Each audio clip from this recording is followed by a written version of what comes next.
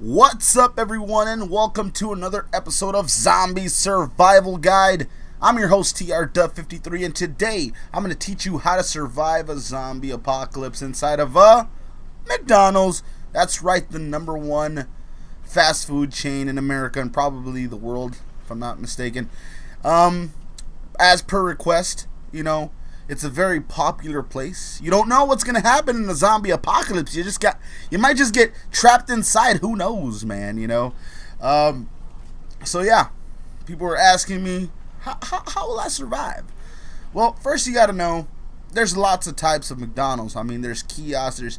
They're inside of Walmarts, inside of malls, inside of airports, everywhere, man. They're all over the place. But we're just gonna pick just a regular fast food joint, just not together with anybody else like Long John. No, just together, that's it. Boom, we're done, okay? The one thing you gotta know about zombies, though, is that they do kind of, they're creatures of habit. So you'll see them go throughout their daily lives like they were before. And since McDonald's is one of the most, popular fast food joints, there's going to be a lot of zombies around there. So if I recommend a fast food joint not to hang around with, it would be McDonald's. If you're going to pick a fast food joint to hold up in, pick something like not as popular. Maybe a Long John Silver's, or I don't know, Wendy's. I don't know. Wendy's is pretty good. I don't know. Anyways, don't pick McDonald's. McDonald's is not the place you want to be. But the upside to McDonald's is there's a lot of weapons that you wouldn't have found or be able to make that you wouldn't have been able to make in another fast food joint. So let's start into this. First of all, remember, there's going to be a lot of zombies surrounding you. The great thing about a McDonald's is that it is enclosed. I mean, when McDonald's makes these places, architecturally, they are zombie proof. I'm talking, they like the glass, everything, like a zombie cannot break into it. The only key places that you have to worry about is, one, the front door, okay? Two, the drive-through window. You gotta make sure that's covered, and the back door. But the back door is a big steel door. They don't let their employees out for nothing. No breaks. It's McDonald's, so don't worry too much about the back door. The front door and the drive-through window is what you have to worry about. First of all, the front door. What you want to do is you want to place, if there's like a life-size poster or anything of Ronald McDonald, just place it in the front door. People are naturally scared of clowns, and especially I mean, he's freaky looking. Look at him. He's crazy. So you'll want to place the McDonald's poster or mannequin or whatever it is in front of the front door. So that way you don't have to worry about the front door. Now all you have to worry about is the drive-through window. Okay. So remember, there's going to be loads of zombies there, man. They're just going to be lining up. Like, if they're in the drive-through, instead of picking up Big Macs, they're going to be picking up, like, your head. You know what I'm saying? So now it's time to, now that you barricaded yourself, if you will, it's time to figure out weapons. Now, you got to clear them out one by one, or as many as possible at once. So it's like, to my understanding, like, this is just my theory, to cook all those McNuggets and to cook all those Big Macs, McDonald's has to be equipped with some kind of nuclear device. That's just me, man. They have to have something in some, like, just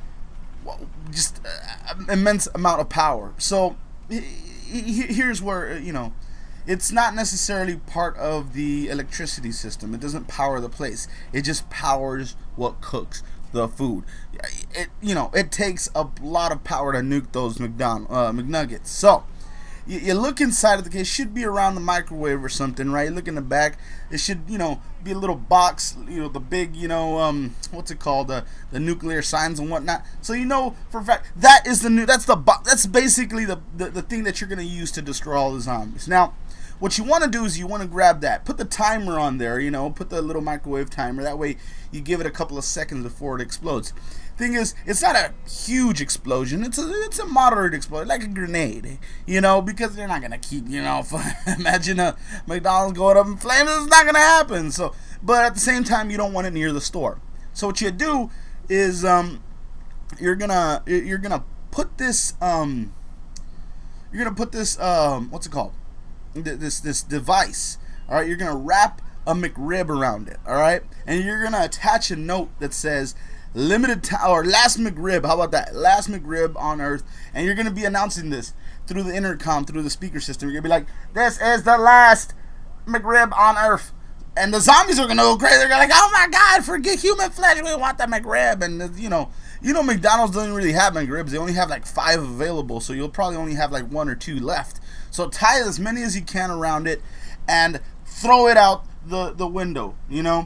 And that's gonna attract a lot of zombies towards there. Try to get it about 50 yards away, man, because that thing's gonna explode. So you're gonna have a lot of zombies running after. They're gonna be like, "What? Oh my McRib!" So they're gonna be running after it, and set it for like 30 seconds, and you're gonna see a lot of zombies fighting over the McRib. All right. After those 30 seconds, boom! Explosion. That will kill most of the zombies, or a lot of them, anyways. Only problem is, a lot of the zombies at McDonald's are fat people. So a lot of the fat zombies are not going to be able to get to the McRib on time. Only the skinny zombies, which is good, because the fat zombies, at least you could outrun, So you eliminate the fast ones. That's good. Half the battle's won right there. Now it's time to get rid of the fat zombies. Now, you're thinking to yourself, what do I do? I mean, there's not much I can do. So what you want to do is, it's a little known fact that the special sauce, mixed inside of the McNuggets, makes this compound chemical reaction, man, and it makes them like giant grenades, basically. Each McNugget is a grenade. So you put some special sauce on. You notice they never serve the special sauce with the McNuggets. If you tell them, "Hey, can I get some McNuggets with some special sauce dip?" They'll be like, "No, that's against policy, because then you'll explode." So they're not gonna do that. But if you get some special sauce, you squirt it into a McNugget, and you throw the McNugget, because the McNugget's not really meat; it's just paste. It's this chemical paste that you think it's meat. You think it's chicken, but it's not chicken. It's a paste. So you mix the special sauce with the paste, you put it inside, and you chuck it at the zombies. And try to aim for the head, and boom! Their heads will explode. Alright? So this is the way you're going to knock off zombies. The fat ones, the ones that are left. Smack. Boom! Smack. Boom! That's what's going to happen. Alright? Kind of like those little pop rocks, the ones that... Not pop rocks, the little things that you throw at the ground and they just pop. As kids, I don't know, maybe they're not around no more. Maybe I'm just old. But that's the way it is. You just throw at their heads, boom, they explode. Now, you're gonna finish off almost all the zombies this way, all right? Most of them.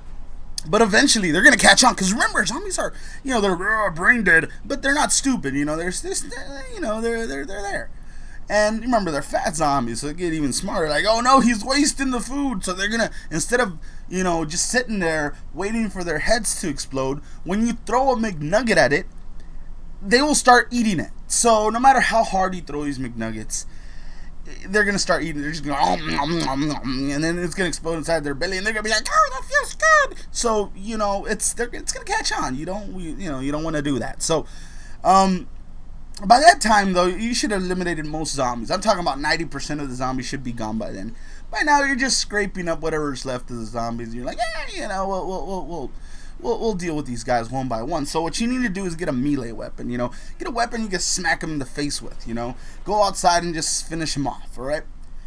There's a lot of weapons on a McDonald's premises. You can get, I don't know, crowbars, hammers. There should be stuff like that in there, they're regular. But for some reason, if there's not something, suitable, the one thing you're sure of is if they have fries. And if you ever taste these fries, you put a McDonald's fry in the freezer, you'll know that thing is indestructible. That's like obsidian on Minecraft. It's crazy, man. You just can't break it. So what you do, you get a bunch of these frozen fries from the freezer, right?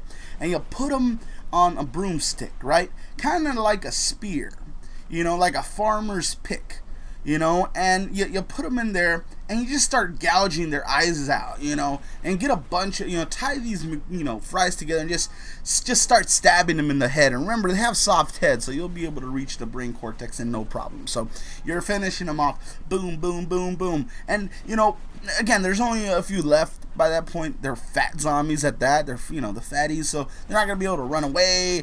They're not going to be able to reach you. You get too tired, like, I want a McRib, so don't even worry about that. Okay. So, by that point, you'll finish all the zombies. Alright, you barricade yourself. You got plenty of food for days.